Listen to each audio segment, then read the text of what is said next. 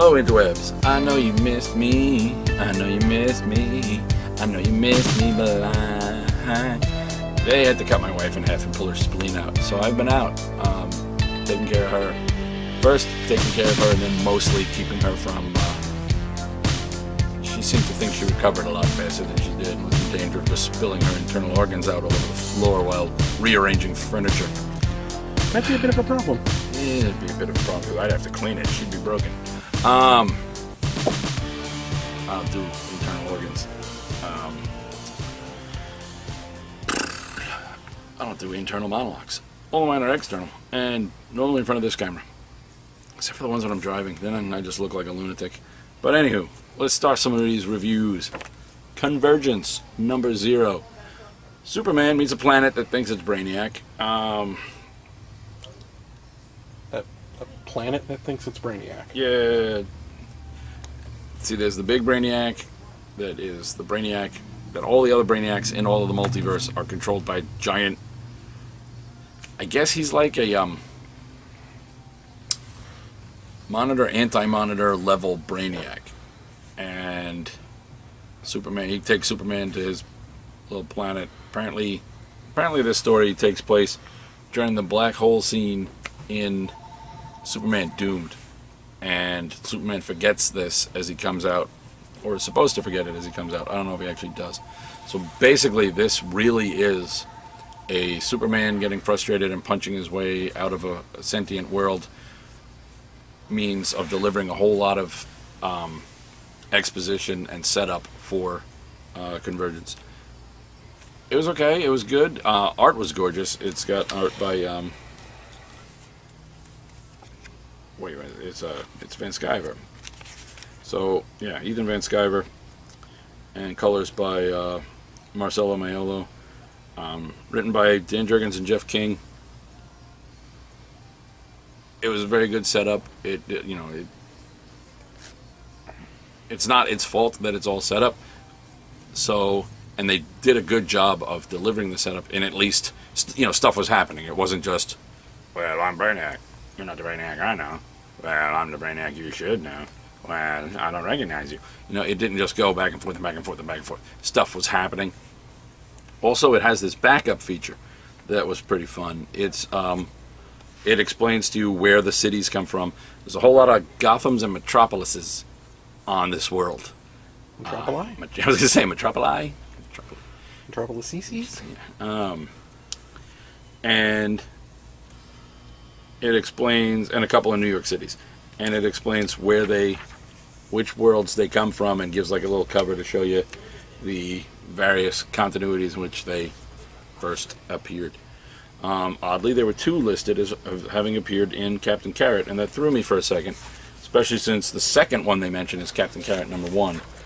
The first one that they mention is Earth C-, because not only does it have Follywood, California, which is where Captain Carrot and his amazing zoo crew take place, but also it has the Earth C-, which is the Just a Lot of Animals, which are where it gets kind of Inception-like.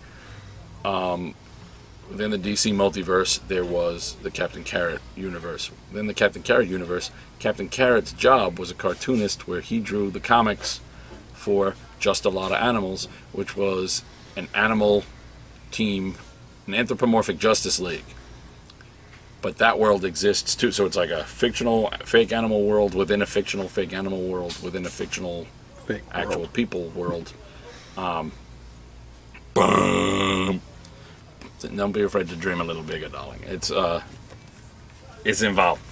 Get out of the way, pen. I gotta sit comics there. Batman Eternal number 52. That magic DC number. It's over. But is it?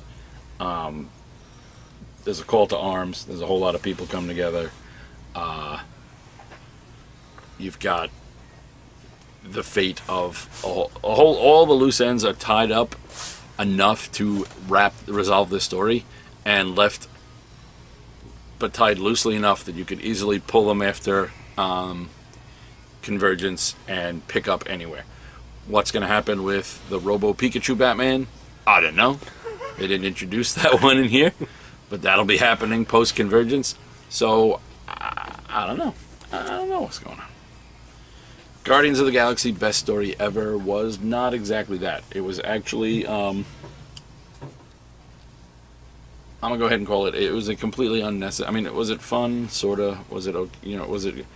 I usually like Tim Seeley, but this I just felt was a completely unnecessary,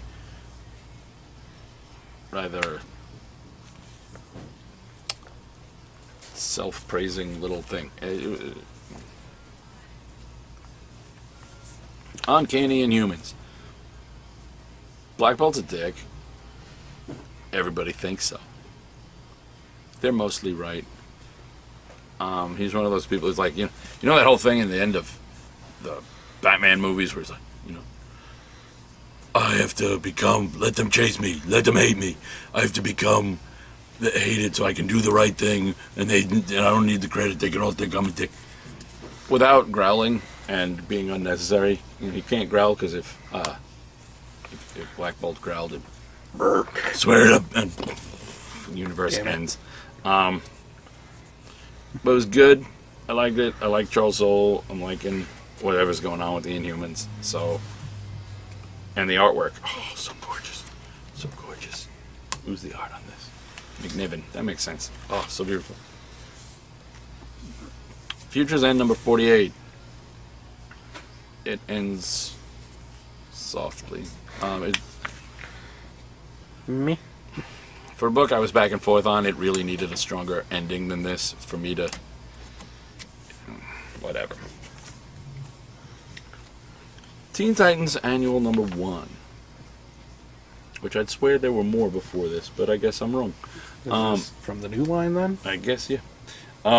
It features the return of Superboy with blood on his hands.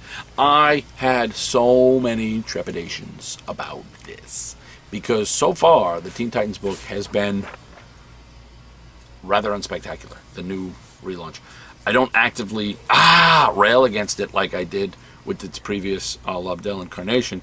But it's just been kind of meh. It wasn't going, what the fuck is he doing? But it wasn't going, oh, that's cool. It was just kind of going, meh. And, they've really, not by intent, they've dumbed down Tim Drake, because shit's happening right around him, and the guy who's supposed to be an even better detective than Batman is walking around going, I trust you. So that's been a problem. This, however, this was really good. And this is written by King and Pfeiffer. I don't know who Tom King is, but I like him because I was tired of this Superboy is always a weapon thing. And there were parts of this that kind of pissed me off, like some of the characters' reactions, especially Wonder Girl's. But which Superboy was it? It's the Con-El Superboy, the one who's back. I don't like New 52 Martian Manhunter is like a douche in this. And halfway through, the art gets kind of meh. But the story was enough to... I like this look on Superboy. They've got him in a variation of the shirt and, whatever. He's got this kind of crazy S and this shirt with the... like a 3/4 sleeve kind of black and white shirt with the red S. I like it when he's in the jeans, which will kind of line him up nicely with that's what Superman is wearing at the moment. Again, in the post, whatever. And he's got the little wristbands like he was wearing, pre-New 52. So, but he shows up surrounded by dead Durlans, and he has no memory of anything. Somebody said he did it, but another person, one of the actual survivors, said he didn't do it, and Martian Manhunter doesn't believe her and wants to take him down like he's a grand murderer. Suddenly, Martian Manhunter has nothing to do but hunt Superboy. So it has its faults, but it was a lot better than I expected. And whereas there's still other things that aren't being handled too well. They're handling Superboy really well, and considering everything Aaron Kutter just did that fixed Superboy, and how I didn't hate what they did with Superboy, I liked what they did with Superboy in Supergirl. In fact, the Superboy part was the only part I liked of the new Supergirl storyline. So I was really worried that this was just going to fuck it all up, and so far it hasn't. But this is mostly Tom King. I don't know how much, I don't know what Pfeiffer's going to do with it in the regular book, but we'll see. We'll give him the benefit of the doubt for now. Amazing Spider-Man, yeah. I think Pete's going to get ousted from his own company, from Parker Industries. Surprised that hasn't happened yet. It's still fun and good, though. It's a dance a lot. Spider-Man, I'm good. I'm good there. SpiderGwen, really good. Some identity issues in this one, but really the art on this. This is SpiderGwen number 3. Jason Latour and Robbie Rodriguez and Rico Renzi on colors. This book is beautiful. This book is fun. This is like one of the best things, and it's great. This is the perfect way to redo a character. This alternate Earth, Spider-Gwen. I don't know how that's going to work post this giant world-destroying thing they've got, where it's supposed to end up with one world. Is there going to be Spider-Gwen in our world? Do we get a Gwen Stacy back, who's her own superhero? I don't know, because they're not going to cancel this. Not the way this is selling. And it's great. It's just great. You should read Spider-Gwen. Even though I'm not sure what's going on, this intrigues me. It says, next issue, the new status quo, Spider-Gwen Man. So I don't know what that's about, but Spider-Gwen Man. So, Superman, Wonder Woman, number 17 was... A book? Yeah, my review is, I read it yesterday, and I honestly don't remember it. Oh my god. Yeah, whatever. It was okay. Cyclops, Black Vortex. Very introspective, even when Cyclops doesn't realize he's being introspective. So this is Black Vortex chapter 10, Cyclops issue 12. It was good. This was a lot of fun. Guardians team up number 4. Gamora crashes on Earth with people hunting her. So naturally they go and find an angry green chick and assume it's Gamora. And they end up taking on She-Hulk. While She-Hulk enemies end up finding an angry green chick, and it turns out to be Gamora. Both enemies are surprised. And then, only angry green chicks can relate to angry green chicks. So they have a kind of bonding of sorts. Some good stuff. Wolverines, number 13. Written by Charles Soule, whom I love, adore, and worship. But this was Deadpool pretending to be Wolverine. I assume it was supposed to be clever and funny, but so far, this Wolverines thing is making me really regret that they signed him exclusive. He was doing such great stuff everywhere else, and this stuff is just so canned, really. Sinestro number 1, Sinestro Annual number 1. Sinestro can use the ring to tell the origins, and he does, of many Yellow Lantern, Sinestro Corps members. So really, it's the secret origins of people. It's storytelling time with Sinestro. The big con job. Number 2 of 4. It's Jimmy Palmiotti. It's fun. This is the one that took me by surprise. I didn't remember ordering number 1, and then here they are. So it's a 4-issue mini. Amanda Conner does the covers. The artwork on the inside is a little rough. Dominic Domo Stanton.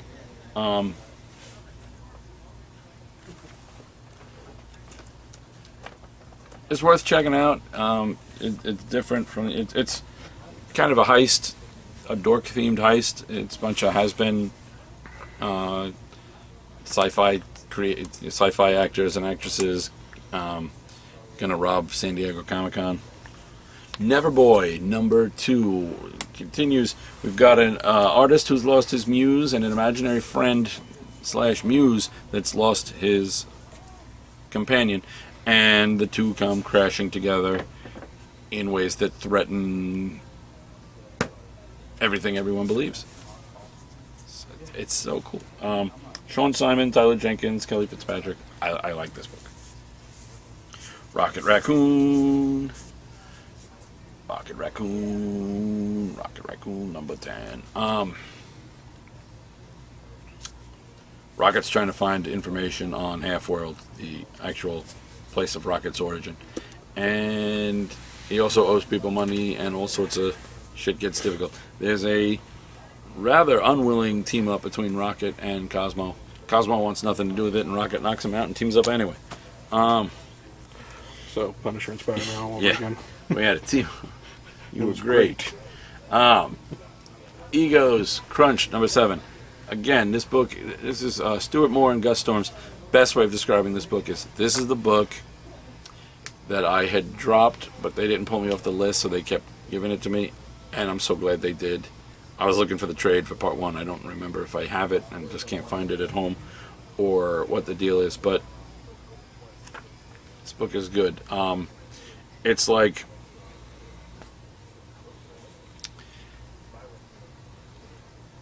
a sort of detective political intrigue story set in what feels like the gritty, dirty Keith Giffen Legion of Superheroes era future.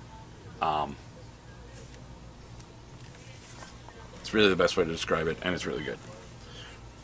World's End number 3. I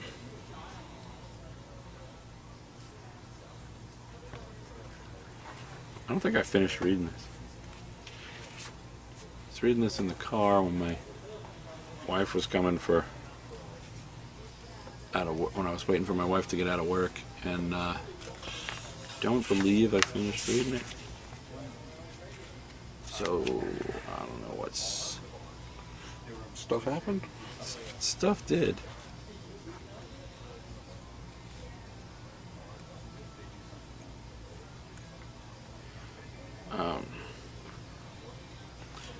I think something may even have happened to. I don't know. I don't know. Batman and Robin. This was really good. Bruce is on the Justice League satellite. Tim hacks into the teleporter, and he and Titus go to the satellite, where they discover aliens on the moon, and Tim and Batman have to fight aliens on the moon. And there's a great moment in the end. They're looking at, they're just Damien is Damien is enthralled by, it's like, we were just on, look at the moon. We were just on the moon. And Batman's like, yeah, we don't always, and we don't always appreciate the amazing. And then Tim's like, all those stars. What do you see, Damien? And Damien's like, endless possibilities. What do you see, Father? And Batman's like, pearls, bright, beautiful pearls. And you're like, damn. And it was really good. Good story. The Woods, shit gets intense. Number 12. I love this book. Find the trades, read The Woods, you will love it. Epic, number 3. This is the book about the teenage kid who gets like Superman level powers, but his weakness is he gets nervous around hot chicks and loses his powers. His solution is he wants to get himself a girlfriend, because he figures if he has a girlfriend, he won't notice other hot chicks, and as long as he can keep her away when he's doing his powers, he should be fine, because he won't be nervous around girls, because he won't be thinking in any terms of trying to talk with them and whatever.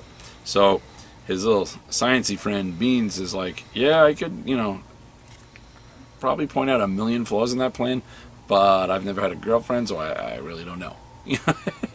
And there's the origin of Roid Rage, the pumped up football player he wants, and he's already got a love triangle that even he doesn't know about. So that's kind of it's good stuff. Trades. Justin Jordan and Ariella Cristantina's Deep State. It's Justin Jordan's X-Files. $9.99 for the trade. Collects the first 4. So good. And from Titan, we've got Doctor Who. TARDIS, Doctor Who. This is trade collection 1 of the 10th Doctor series. So this is, of course, the David Tennant Doctor. Really, I only even have this to review because I was considering it for my daughter for her birthday, because she's a huge David Tennant Doctor Who fan. The Doctor has picked up Gabby, a companion from New York. So this is from the timeline where he was David Tennant, but this is not, he's not with any of those companions. This is in between companions when he ended up picking up this girl from New York and traveling during one of his lonely times, and they have their own all new adventure set. So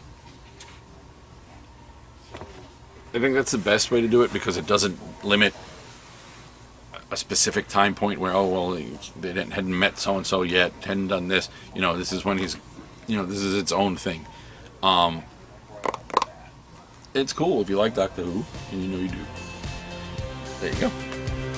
All right. I'll see you in a week.